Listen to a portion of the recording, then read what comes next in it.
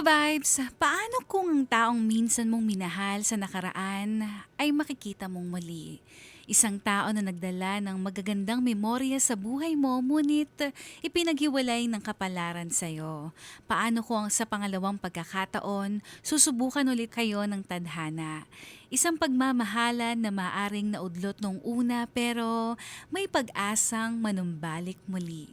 Yan ang storya natin ngayong araw. Kayo ba?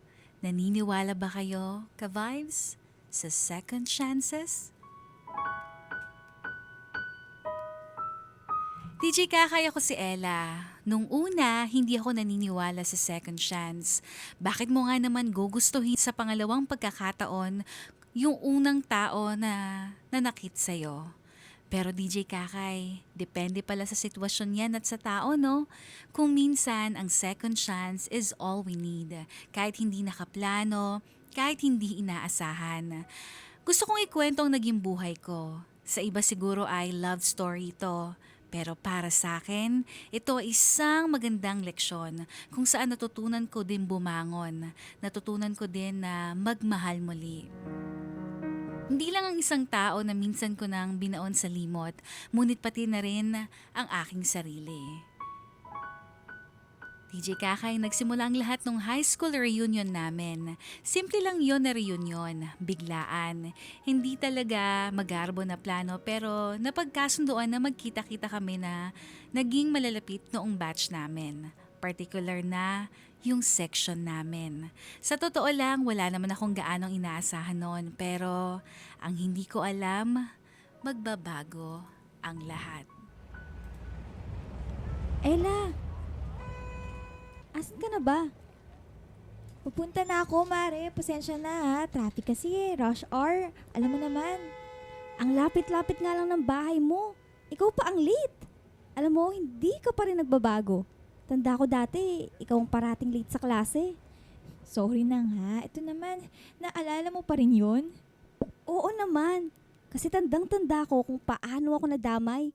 Napagalitan din ako ni Sir Katigbak nun, no?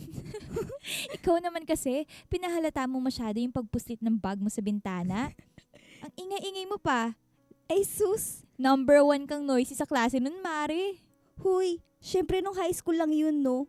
Hindi na ngayon, kaya nako, abangan nila tayo ngayong reunion, magugulat sila panigurado. See?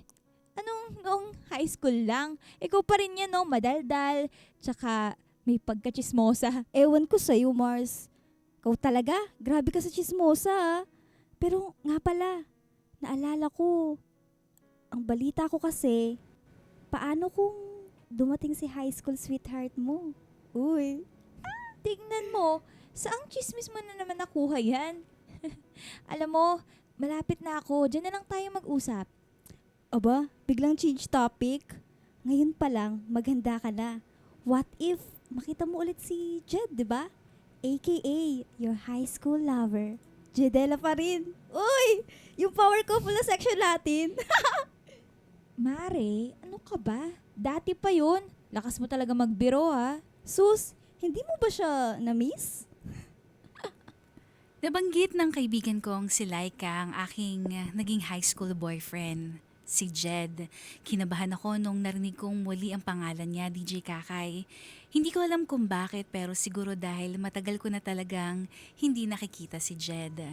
Sa lahat ng mga naging kaklase namin, si Jed ang napalayo dahil bago 4th year ay nag-transfer na siya ng ibang school. Kung iisipin ko ang naging pagsasama namin noon, halos maumay ako, DJ Kakay. Siyempre, high school pa kami noon. Parang ang corny ng relasyon. Mga teenagers na unang beses nakaranas magmahal. Actually, pangalawa naman siguro dahil hindi naman siya ang first boyfriend ko. Pero gets nyo na yun naman siguro, no? Sa edad na 30 ko ngayon, talagang makokornihan ako sa naging relasyon ko noon. Siyempre, yung attitude at personality ko noon ay ibang-iba. Parehas pa kaming childish, parehas pang puro pasaya lang. Walang mabibigat na bagay na isipin o poproblemahin. Nakakatawa kung babalikan mo. Puno naman kasi yon ng magagandang alaala para sa akin. Akala ko hindi ko na nga makikita si Jed. Hanggang isang gabi, nung reunion namin, hindi ko inaasahan na sabay pa kaming darating. Nagkatinginan kami kaagad. Bumaba ako sa taxi habang siya naman ay bumaba sa kanyang kotse.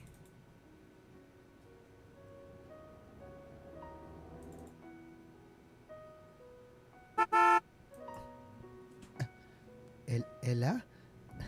Ikaw na ba yan? Jed? Ikaw pala yan, Jed. Halos hindi na kita nakilala. Kumusta ka? Tagal na nating din nagkikita and it's good to see you again. Ito okay lang naman. Ikaw ba, Jed? Hay nako, Ella! Hindi mo ba sinabi na naandyan ka na pala? Ay, Jed! Oh, nakita na kayo mag-ex ah. Ay, sorry. What I mean is, sabay talaga kayong dumating. Nakakagulat, DJ Kakay. Siyempre lalo na nung lapitan niya ako at niyakap. Parang nagwala ang damdamin ko. Kailan ko nga ba huling nakita si Jed? Parang sa isang letrato na lang at hindi din naging malinaw ang paghihiwalay namin. Pero wala eh. Naiwan ako. Though wala na yun sa akin dahil mga bata pa kami noon. 30 na ako ngayon. 29 naman siya. Hindi na namin para isipin pa o balikan ang nakaraan. Yun ang tinatakot sa isip ko ng gabing yon, pero tila sa tuwing magkakalapit kami, iba ang nagiging intensyon.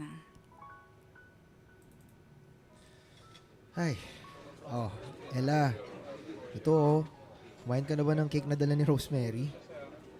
Salamat, Jed. Salamat dito. Bakit mag-isa ka dito? Ba't ka mag-isa dyan sa sulok?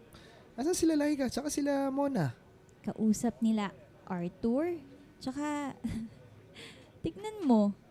May mga sarili-sarili namang grupo. Oh. Nakakatuwa lang pagmasdan. Sila Sandra na nasa Medfield. Sila Fabian na mga naging teacher. Tapos, ayan, sila Timothy na puro business pa lang ang pinag-uusapan. Buti pala, hindi ka kabilang sa kanila. Nako, networking ang pinag-uusapan nila. At tuwing sinasali nila ako sa usapan, alam ko na yung kasunod. Kaya ayun, umaalis na ako agad. Ganun ba? Oo. Saka mas curious ako sa ibang bagay ngayon eh. Ha? Saan naman? Siyempre, tungkol sa'yo. Alam mo, ang tagal na nating hindi nakita, Ella. Madami na din nagbago. Ang laki na rin ng pinagbago mo. Ikaw din naman, Jed. Halos hindi na rin naman kita nakilala kanina eh. Pero bakit naman curious ka sa akin? Gusto ko lang naman na malaman kung kumusta ka ngayon, Ella. May asawa ka na ba o ikakasal ka na rin ba kagaya ni Laika? Wala. Wala rin naman ako nobyo. Oo? Talaga ba? Buti naman pala. Oo, pero may 7-year-old na akong anak ngayon. I didn't know that. Siguro kamukha mong bata. Lalaki ba siya o babae? Lalaki. Pangalan niya Kurt. Now I'm more curious. Pati na rin sa anak mo, Ella. Ay, tatapatin na kita, Ella. Naging malaking parte ka ng buhay ko noon. I know, nagkahiwalay din tayo dahil Jed, ano ka ba? Matagal na yun. Halos hindi ko na nga din maalala eh. Huwag na nating balikan. Sabi mo nga, ang dami na nagbago. I'm sure masasaya na tayo sa mga buhay natin ngayon. Ang importante naman eh, magkakaibigan pa rin tayo dito. Di ba? Alam mo, mabuti pa. Puntahan ko na muna sila Daisy at Mona. Maiwan na muna kita ha. DJ Kakay, natakot ako sa parang pinapahiwatig ni Jed nung gabing yon. Sa totoo lang, ayoko na siyang papasukin pa sa buhay ko. Sapat na talaga sa akin, siguro na casual friends kami. Iniisip ko noon na hindi ko rin naman siya makikita pa. Lalo na't masyadong malayo ng agwat namin sa isa't isa. Si Laika naman na kaibigan ko, todo tanong sa akin. Todo push sa minsan na daw naming naudlot na relasyon. Ano ba, Mare? Hindi mo ba ikukwento sa akin ng mga pinag-usapan niyo ni Jed? Ano bang pinag-usapan? Wala naman kaming pinag-usapan nun, no? Alam mo ikaw, 30 na, napaka-pabebe mo pa. Mare, huwag ka nang pa-showbiz. Ano nga kasing sinabi niya sa'yo? Bakit parang ilang na ilang ka dyan? Wala lang yun, Laika. Tinanong lang naman niya kung may asawa na daw ba ako. Sabi ko wala. Pero sabi ko naman may anak na ako. Yun lang. Ay wow! Straightforward ah! Alam mo, halatang may nararamdaman pa rin yun sa'yo, Mars. Ayaw mo ba nang muling ibalik ang pag-ibig? Anong muling ibalik? Laika naman. Kaya nga straightforward eh. Single mom ako. May anak na. Kumbaga may bagahe na. Siya, single man lang. Tsaka, kita mo naman na successful na rin siya. Eh ako, eto. Hay nako, saan mo naman ang galing yung mentality mo? Aha, ano naman kung single mom ka? Hot mama ka pa rin naman, di ba? Tsaka ayaw mo na successful siya? Kaya ka nga niyang buhayin pati yung baby Kurt mo. Kaysa dun sa tatay niya na hindi man lang nag-aabot ni singkondoling. Uy, ano ka ba? Marinig ka ni Kurt. Baka magising pa yung bata. Ay nako, sinasabi ko lang, wala namang masama na mag-try ka din naman. Ibalik mo na yung dating scene, okay? Mare, in na in yung ganyan, promise. Alam mo din naman na wala na akong panahon na para sa ganyan. Hay nako, alam mo, nakikita ko kayong together ni Jed. As in talaga. Naalala ko kasi yung high school pa tayo. Power couple nga kayo, di ba? Mr. Vice President plus the Muse. OMG. Kalurky. Dati yun. Nung mga bata pa tayo. Siya na din yung nagsabi na madami lang nagbago. Malaki na yung pinagbago ko. Hindi na ako yung miss nyo dati, no? Lahat nagbago, Ella. Pero hindi ba naniniwala sa second chance? Yun na yun talaga. Nakikita mo naman, magkalayo na yung estado namin sa buhay. Alam mo nga, hindi na ako dapat pumunta dun sa reunion natin eh. Nagsisi ako. Bakit na naman ba? Ikaw talaga. Ang hirap mong yayain. Gusto laging nagpapapilit. Nakita mo naman kasi, halos ako na lang yung walang maipagmamalaki. No ha? Aba, ayan ka na naman sa ganyan. Ang baba na naman ng tingin mo sa sarili mo, Mare. Eh for sure, hindi ganyan nasa isip ni Jed. Ewan ko. Basta wag mo na akong ipilit dun kay Jed. Malay mo may girlfriend yung tao. Imposible na wala, no? Huy, wala Tingnan mo daw. Ang alam ko 3 taon na yung single after ng last girlfriend niya. Balita kasi, nagloko yung babae. Pinagpalit siya sa lalaki sa US. Pinagpalit siya sa green card. Ay, seryoso ba? Grabe naman pala. Kaya alam mo, eto na talagang perfect timing. Matatanda na kayo, no? Nasa tamang edad na kayo. Go, go, go sa second chance! Ano ka ba? Tingin mo naman papatulan ako ni Jed ng ganun-ganun na lang?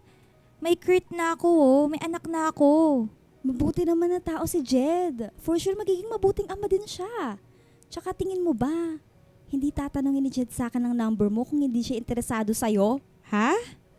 Tinanong niya yung number ko? Oo! Teka, hindi pa ba siya nagme-message sa'yo? Oh, shucks naman. Torpe pa rin pala si kumpare natin, no? Naalala ko tuloy na lagi siyang namumula kapag inaasar namin kayong dalawa. Tapos kung hindi pa siya pinipilit ni Jomar, hindi siya aamin ng spin the battle natin, no? Pero in fairness kabog kung manligaw. Ay, grabe. Haba ng hair mo, te. Hindi ko pa kinikilig. Laika, paano kikiligin? High school pa nga yun. Alam mo ikaw, ikakasal ka na nga lang, ang dami mo pang nalalaman dyan. Bubusalan ko na talaga yung bunganga mo, Mare. Oo na, kumare kong pabebe. Basta kung magmamahal ka ulit, 100% boto na ako dyan kay Jed. Aba, imagine, nag-abroad na yan, may bahay lupa, at 2 na ang sasakyan. Tsaka siyang nag-handle ng negosyo ng pamilya niya, no? Ang alam ko, nag-open din siya ng laundry shops. Ayun nga lang, ang alam ko kasi, pabalik-balik siya sa Bicol dahil sa business nila. Pero nag-i-stay pa rin siya dito sa Maynila? Ang alam ko, oo. E di kung ituloy nyo ang pag-iibigan nyo, tsak magiging settle na yan dito. Pakiramdam ko, magkalayo na talaga kami ni Jed, DJ Kakay. Kung gaano siya ka-successful ngayon, yun naman ang kabaliktaran ko. Namumuhay lang ako ng praktikal simula nung nagkaroon ako ng anak. Lalo na nung kinakailangan kong itaguyod mag-isa si Kurt. Hindi naman talaga simple ang pagpapalaki sa bata. At dahil doon, may mga pangarap ako na hindi ko na din gustong tuparin pa para sa aking sarili. Ang importante sa akin, ang anak ko. Kaya pagdating din sa pagmamahal, hindi na din ako umaasa. Alam mo yung wala na akong panahon para sa ganon. Wala na din akong gana. Lalo na dahil hindi rin naman naging maganda ang relasyon namin ng tatay ni Kurt. Kaya ang sabi ko, para sa single mom ng nakagaya ko, baka wala ng second chance pa. Pero wala pang isang araw noon, DJ Kakay, may message ako ni Jed pagkatapos niyang kunin ang number ko kay Laika. At alam mo ba kung anong sabi niya? Nagtatanong kung may alam ba daw akong pwedeng pasyalan sa Pampanga. Alam niya kasi nakapampangan talaga ako, DJ Kakay. Nawirdohan ako nung una sa bigla niyang tanong. Siyempre nagulat, hindi ko inaasahan eh. Kaya naman nagreply ako, tipid, diretso, tinuro ko yung lugar na masarap kainan doon. At nang makatanggap ulit ako ng mensahe mula sa kanya na nagpapasalamat, hindi na ako muling nagreply. Malaking parte sa akin na ayoko na talagang i-entertain kung ano man ang mga mangyayari. Pero DJ Kakay, sadyang mapaglaro yata talaga ang tadhana.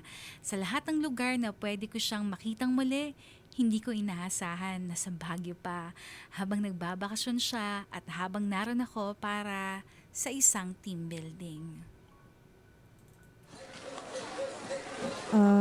Magkano po dito? Jet? Ella? Andito ka rin sa Baguio? Wow! Wow! Grabing coincidence at sa Oo nga, isang no? siya pa tayo kakasabay bibili ng pasalubong, ano? Oo nga. Andito ka ba para magbakasyon? O kasi may team building kasi kami dito. Tsaka pumipili lang ako ng mga pasalubong para kay Kurt. Grabe nga naman ang pagkakataon, ano? Napadaan lang ako dito sa Baguio. Mula sa Pangasinan kasi, nagpunta din ako ng LU. Tapos diniretso ko na dito sa Baguio. Para kay Kurt ba yung peanut brittle na bibilin mo? Oo mahilig siya dito. Yung strawberry jam na hawak mo, para naman kanino? Para kay mom. Kahit na alam kong hindi naman niya kakainin. Mataas na kasi sugar niya. Alam mo, ikaw lang naman nang naalala ko na mahilig sa strawberry eh. Ako? Naalala mo pa yon? Pero nagbago na yung taste ko eh. Hindi na ako gaanong mahilig sa strawberry. Kaya pala mukhang yan ang bibilin mo. Oh. Hindi ka bibili talaga ng strawberry jam? Hindi naman. Sakto lang kasi yung budget ko. Masyadong mahal na kasi yan eh. Paano kung bigyan kita? Ay, maganda din na may mabaon ka na souvenir para sa sarili mo, no? Hindi na ako nakaangal pa. Ewan ko ba, pero sobra kong appreciate ang paglilibre niya sa akin ng strawberry jam. Na-appreciate ko din na naalala niya pa rin ang hilig ko, gusto ko noon. Na sa tinagal-tagal ng panahon, naisip niya pa yon, DJ Kakay. Ewan ko, pero talagang tumagos yun sa puso ko. Kung tutuusin, isang taon ko lang naman na naging nobyo nung high school si Jed. Samantalang ang tatay ni Kurt na si Gab, 8 taon kami nung naging magkarelasyon. Pero never niyang naalala mga maliliit na bagay na yon. Kahit ata paboritong kulay ko ay hindi niya alam. And right at that moment, habang nabanggit ni Jed ang mga naalala niya sa akin, talagang alam ko na may nagbabago. Tandaan mo ba noon, Ella? Sabi ko, gusto ko pumunta ng Baguio na kasama ka. Grabe naman yung memory mo. Ang talas. Naalala mo pa yun? Hanggang ngayon? Naalala ko na lang yung kung gaano tayo ka-corny noon eh. Alam mo yung bibigyan kita ng 3 chocolates tapos para I love you. Tapos ikaw naman, 5. Kesyo, I love you so much. Napaka-corny. Ang corny nun, ano? Uy, I love you very much talaga. Ikaw nakalimutan mo na. 'Di ba? Ang corny kaya, ang dami mong nalalaman. Tsaka, ang dami talaga nating alam ng kabataan tayo no? I'm glad na naalala mo pa rin. Ako kasi talaga, alam kong hindi ko din basta-basta makakalimutan lahat ng yun, Ella. Bakit naman, Jed? Bakit hindi? Kailangan ba lahat ibaon sa limot, Ella? Hindi naman. Pero kasi, kapag natapos na, hindi ba madalas talagang nakakalimutan na talaga? Akala ko nga nakalimutan mo na ako, Ella. Akala ko din naman nakalimutan mo na ako. Kasi ikaw ba naman yung umalis? Ay, pero ikaw yung nakipag-break. Break up na hindi ko rin naman talaga gusto noon. Mika, anong hindi mo gusto? Alam mo, tara na nga. Nilalamig na ako dito. Siguradong hinaharap na rin ako ng mga katrabaho ko. Oh, sandali lang, Ella. Ayaw ko naman na biglain ka din. Kaya kung kailangan kong magsimula sa simula, sa pagkikipagkaibigan sa'yo, handa ako. Handa akong gawin lahat, Ella. Ha? Ano namang ibig mong sabihin? Ayoko matakot ka, pero for now, pwede ba kitang ayain magkape? Kape? Dito? Sa Baguio? Dito, pwede rin sa Maynila, sa Pampanga, kahit saan. Ibig ko sabihin, gusto sana kitang ayain na lumabas kahit na in the future kapag hindi ka na busy. Simula na magkita ko siya, simulang magkita kami muli sa reunion at magkausap kami sa Baguio, hindi na siya nawala sa isipan ko, DJ Kakay. Doon na nagsimula ang lahat. Doon nagpatuloy ang pagkakunawaan namin ni Jet. Nagpatuloy sa mahinay, mabagal, at hindi nagmamadali ng mga pagkikita. Napadalas ang paglabas namin. Niyaya niya ako sa mga coffee shop at doon kami nakakapag-usap. Casual, hindi naman nagmamadali o nangangahulugan na may kakaiba na. Natatakot ako nung una. Malaking parte sa akin ang mahirap ng magpapasok pa ng tao sa puso at buhay ko. Lalo na dahil may anak na ako. Hindi ko maiwasan na panghinaan talaga ng loob, DJ Kakay. Lalo na sa tuwing nakikita ko si Jed na hindi ko mapigilang isipin na mas sasaya siya sa iba. Jed, hindi ka ba nahihiya? Ha? Anong nahihiya sa'yo? What do you mean? Hindi ka ba nahihiya na ako yung lagi mong kasama? Ikaw talaga. Bakit naman ako mahihiya, Ella? Anong nakakahiya kung ikaw laging kasama ko? Dapat nga ipagsigawan ko pa di ba? Ang ganda-ganda ng kasabay kong kumain. Seryoso kasi, Jed. Tungkol ba saan, Ella? Para sa akin, wala naman akong dapat ikahiya. Kasi kanina, nakita natin sa parking lot si Amy at yung boyfriend niya na si Anderson. Nakita mo naman yung reaction nila Si Anderson na dati mong manliligaw nung college ka. Bakit? Anong problema? Si Anderson na kasyoso mo pala sa negosyo. At obvious naman, alam nila yung past relationship ko. Alam din naman ng lahat na single mom ako. May anak na nabuo even before marriage. At sa ibang lalaki yun. Saan ang gagaling to, Ella? Hindi naman kahiya-hiya yun Saka wala naman akong pakialam sa isipin ng iba. Basta malinis ang loob ko, ang konsensya ko sa'yo. Basta sincere ako sa ginagawa ko. Alam mo yan. Pero nagigilty ako, Jed. Hindi mo kasi naiintindihan. Ella, ipaintindi mo sa akin. Pero sa totoo lang, hindi mo naman kailangan na isipin yan. Ang mahalaga lang sa akin, makasama kita. Masaya na ako na binibigyan mo ako ng chance ngayon. Kahit na alam kong hindi madali. Jed, seryoso ka ba talaga sa akin? Yung ginagawa mo? Oo. Matatandaan na tayo. Wala na akong panahon para maglaro. Kung nung high school pa tayo, baka mababaw lang. Pero ngayon kasi, Jed, may anak na ako. At oras na pinapasok kita sa buhay ko, magiging responsibilidad mo na din yung pamilya ko. Natatakot na akong masaktan. At natatakot din ako na masasaktan din kita. Hindi madali yun. Kaya, Jed, please, habang maaga pa, pwede naman natin ihinto eh.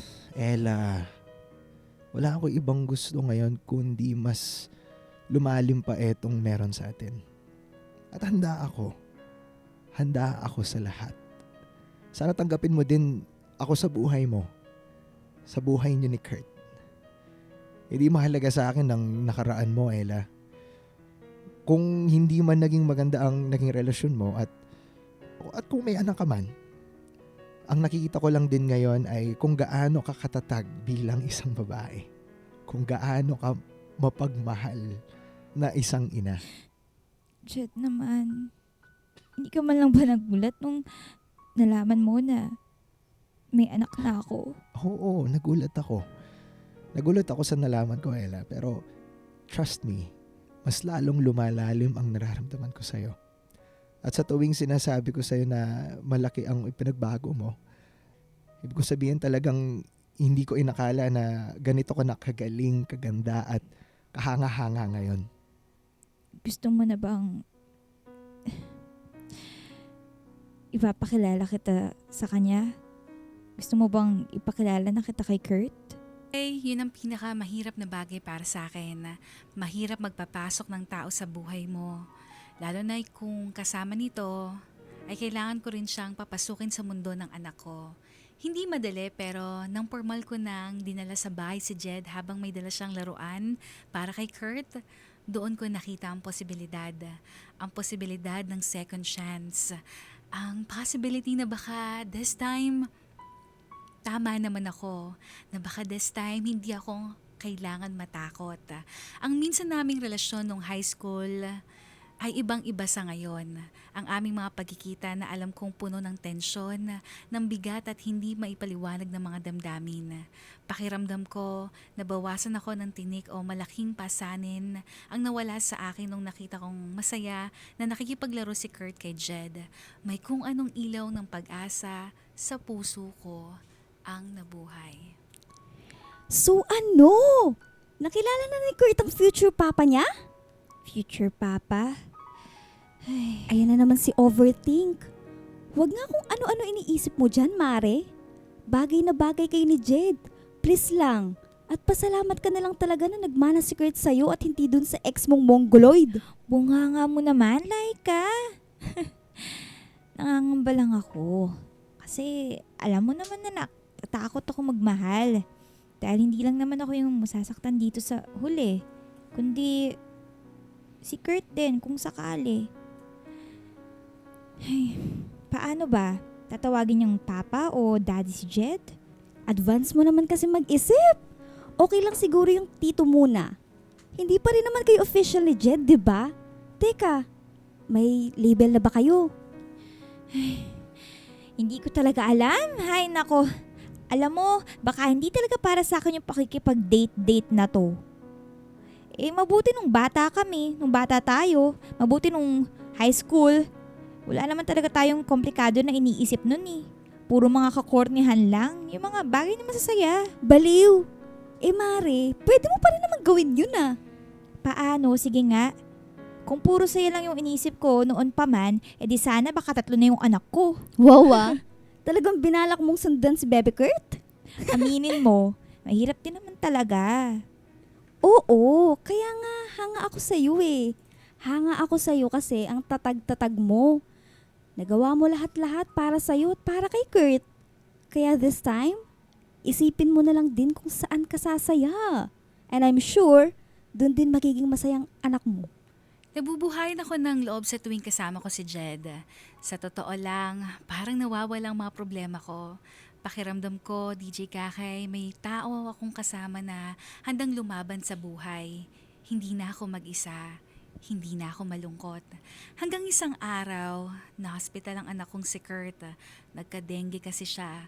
Malaki yung pangangailangan ko noon. Kaya sinangla ko ang motor na mayroon ako para lang may pambayad ako sa hospital. Ang hindi ko lang inaasahan, DJ Kakay, si Jed at ang mga bagay na handa niya ding isakripisyo para sa akin. Jed, ano ba? Hindi mo naman kailangan gawin to eh. Trust me, okay? Nakausap ko na si Doc. Pwede ako magbigay ng dugo kay Kurt. Kailangan niya yon. Hindi naman ako tatayo na lang dito na walang ginagawa. Pero Jed, please naman oh. Nakigilty ka na naman ba? Baka isipin mo na may utang na loob ka na naman sa akin. Alam ko na ang tumatakbo sa isipan mo, Ella. But listen. Kailangan to ni Kurt. Importante siya sa akin. Gagawin ko lahat para sa kanya. Gagawin ko lahat para sa iyo. Tandaan mo yan. Pero Jed kasi, Jed naman oh.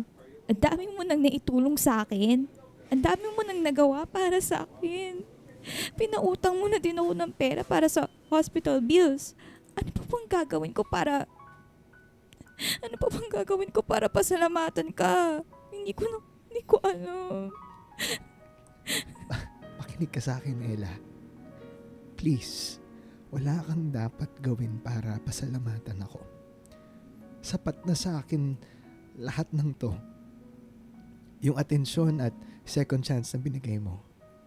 Hindi ko rin ginagawa tong mga to na para may kapalit. Ginagawa ko to kasi importante kayo sa akin. Huwag mo nang isipin mga problema, okay? Magiging okay din lahat. Magiging okay din si Kurt. Bilang isang ina, talagang napaka-emosyonal ko noon, DJ Kakay. Hindi ko alam kung paano ko pasasalamatan kabaitan ni Jed. Pero nung panahon na yon, doon ko napatunayan ang intensyon niya sa akin at sa aking anak. Doon ko napatunayan na talagang mahal niya ako. Hindi man nagmamadali o diretsyo nung una, pero nandun ako sa punto na kaya ko na din siyang bigyan ng pagkakataon na mahalin pabalik. Hindi naman yung naging mahirap, DJ Kakay. Hindi mahirap mahalin ng kagaya ni Jed. Ang lalaking minsan ko nang nagustuhan noon at ngayon, mas lalong malalim ang aming pinagsasamahan. May awang Diyos at naging maayos din ang anak kong si Kurt. Nang gumaling ito, naging mas tutok ako sa kanya. Kaya halos wala na akong ibang oras sa ibang bagay. Hindi ko na madalas mabigyan ng panahon na kausapin pa si Jed. Akala ko magiging hadlang yon. Pero hanggang sa siya na talaga ang gumawa ng daan. At kung si Kurt ang palagi kong inaasikaso at iniintindi, ganun din siya. Sundo ko na sa school si Kurt. Pinabantayan ko muna siya kay Laika bago ako mag-drive papunta dito. Sabi ko naman sa'yo, Jed, hindi mo na ako dapat sunduin pa. Kaya ko naman umuwi ng mag-isa. Pero nag-overtime ka na naman. Tsaka, medyo malayo na tong bagong office nyo. Mahihirapan ka umuwi lalo na kung gabi na. Hindi ako makakatulog kapag ikaw lang mag-isa, Ella. Pinapaalala mo naman ako eh. Hayaan mo na akong pagsilbihan ka, okay? Grabe na nga yung ginagawa mo para sa akin eh. Para sa anak ko, tsaka pati ba naman to? Ano namang masama doon? Gusto kong pagsilbihan ka. Gusto kong tulungan ka sa pagpapalaki mo rin kay Kurt. Jed, ilang beses mo nang napatunayan yung sarili mo sa akin. Pero pakiramdam ko pa rin kulang. Kulang? Kulang? Gagawin ko lahat, Ella. Kung ano pa man yung gusto mo, kahit na ano, gagawin ko lahat. No, Jed. Ako yung kulang. Kahit hindi mo naman diretsyong sabihin, pero alam kong mahal mo ko. Yun yung pinaparanas mo sa akin simula nung nagkita tayo sa reunion. Hindi ka mahirap mahalin pabalik. Pero, paano kung hindi ko masuklian yung pagmamahal na binibigay mo? Paano kung hindi ko maibigay yung mga bagay na gusto mo? Ella, presensya mo lang. Kahit na presensya mo lang, sa buhay ko. Yun lang sapat na. Hindi mo alam kung gaano mo patuloy na binabago ang buhay ko ngayon. Lahat nga naibigay mo na. Hindi ka kailanman magiging kulang para sa akin, Ella. Mahal kita eh. Mahal na mahal kita. At nakikita ko ang kinabukasan ko na kasama kita. Kasama si Kurt. Tatratuhin ko siya bilang anak ko. Hindi ako makapaniwala na mamahalin mo ko ng ganito, Jed. Minsan na tayo nagkalayo. Hindi na ako papayag na mangyari ulit yun ngayon. Sinabi ko na sa sarili ko na this time, kailangan gawin ko na talaga ang lahat. Ella, kung alam mo lang, this time, ako talaga ang kulang. Jed, anong ibig mong sabihin? Nasa lahi namin yung mahirap makabuo. Alam mo, noon pa man, ilang beses na akong nagpapatingin, nagpapacheck up. Isa din ito sa dahilan kung bakit siguro ako iniwan ng ex-girlfriend ko. Alam ko sa sarili ko na gusto ko ng isang masayang pamilya, pero dahil sa eto nga ako. Mukhang paminsan imposible 'yon o hindi kaya. Isang milagro lang 'yon kung mangyayari man. Hindi ako humihiling ng kahit na ano pa mula sa iyo, Ella. Kasi pakiramdam ko simula nung nakita kita ulit, nabuo na ulit ako. Mahal na mahal ko si Jed, DJ Kakay. Nung narinig ko ang sinabi niya, napaluha ako. Dumampi ang labi niya sa noo ko, tsaka ako naman siya hinalikan para sabihin sa kanya na binabalik ko din ang kanyang pagmamahal. DJ Kakay, minsan talagang mapaglaro ang tadhana. Akala natin katapusan na ng lahat. Pero dito talagang nasusubok ang ating katatagan at ang ating mga puso. Paminsan ng mga taong hindi natin inaasahan ang babalik sa mundo natin para buuin tayong muli. Sino bang mag-aakalang ang high school sweetheart ko lang noon ay siya palang magpapabago ng buhay ko ulit ngayon. 5 taon na kaming kasal ni Jed, ngayon DJ Kakay. Nanirahan na din kami dito sa Pampanga kung saan ako pinanganak. Kasama namin si Kurt na ngayon ay first year high school na. Kapapanganak ko lang din. 3 buwan na ang baby namin na pinangalanan namin Jasmine Eliza. Oo, DJ Kakay, mahirap man na makabuo dahil sa kondisyon noon ni Jed pero nagsumikap kami.